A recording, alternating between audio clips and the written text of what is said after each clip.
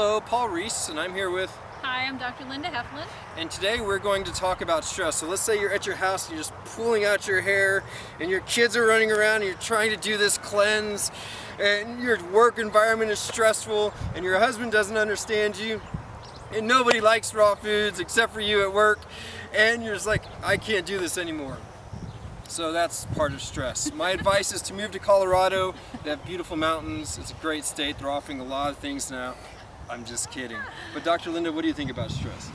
So I think stress is something that we all need to understand plays a role in our life on a daily basis, and it also has a lot to do with our ability to fight disease and ability to actually get disease.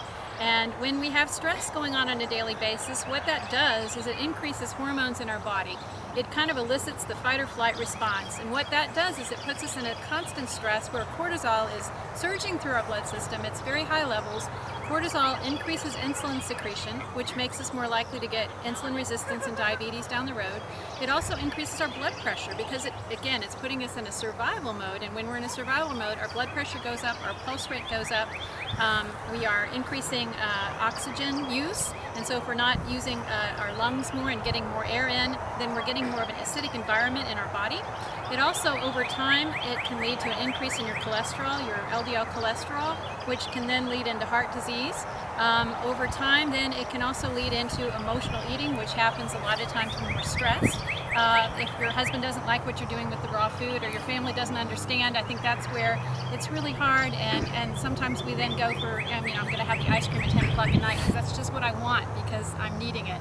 And so if we don't stop and ask ourselves why we're doing what we're doing, and the cortisol is, kind of in a high level in our body, we make poor choices. And I think what we need to do to get stress back under control is realize, number one, we have control over our bodies, we have control over ourselves. And what we need to do to get that back on track is to elicit some relaxation techniques.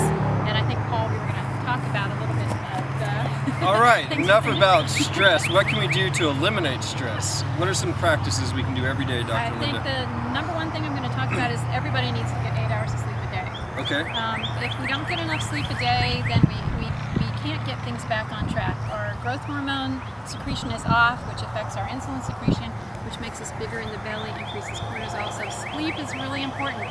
We really should try to be in bed by 10 o'clock at night and a good 8 hours of sleep.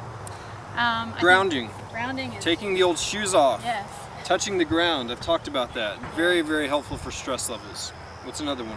The other one is exercise. Okay. Is key, and I think exercise is you've got to find what is fun for you, or you're not going to do it. I mean, fun for me is yoga, walking my dog, just getting out in general and taking a walk with the family. Anything that you like to do, anything that helps you relax and gets you kind of de-stressed. And in particular, this time of year, get out in nature. That's the best thing, especially during the day. Getting some vitamin D, getting your sunshine is going to also help lower the stress hormones and get you back in more of a relaxation state. Another thing is what you eat, which is why we're doing the cleanse.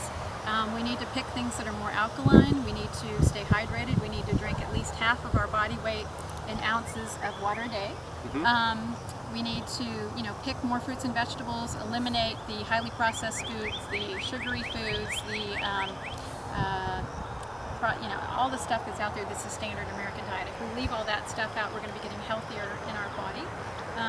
Let's say they're at the workplace is just like super toxic, overwhelming, high stress levels. What are some practices? Mine would be to put on some like symphony music, Bach, Beethoven, let it floater through the air and just soothe everybody.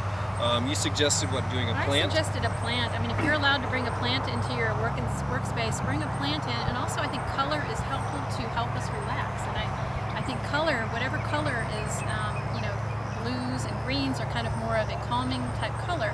If there's anything that you can do in your environment, even if it's bring in some, obviously green plants, but anything else that you could bring, maybe in a blue pot or yellow pot, or anything that would be kind of pretty calming to you to look at on a day-to-day basis would be a helpful thing. Yes. Pictures, anything. Self-massage is really good. Yeah. Just during the day, give yourself some pressure point stuff all over your face.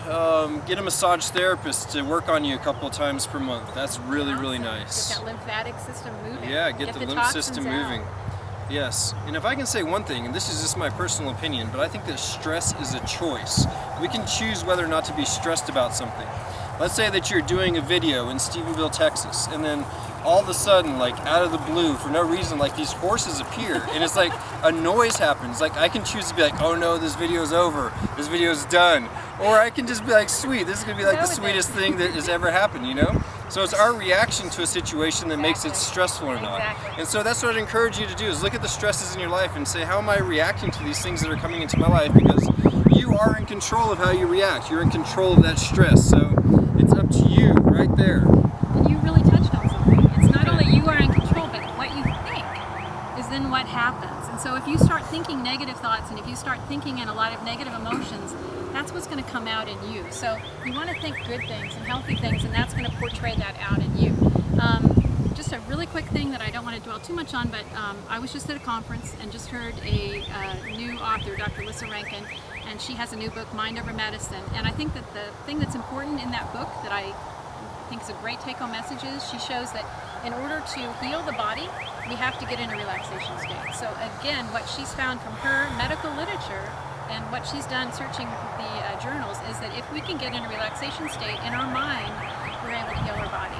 So even more power for those of us that like proof, like myself, that this is something that's a real thing, not just from a standpoint of us talking, but from a physiological standpoint from what she's proven, it actually does help, and it helps the body heal. So. Yeah, that's beautiful. So get out there, move, eat good foods, be in control of your own reactions to stressful situations, do the best you can, be grateful for the day, and we're proud of you. Yes, we are. All right, have a beautiful day.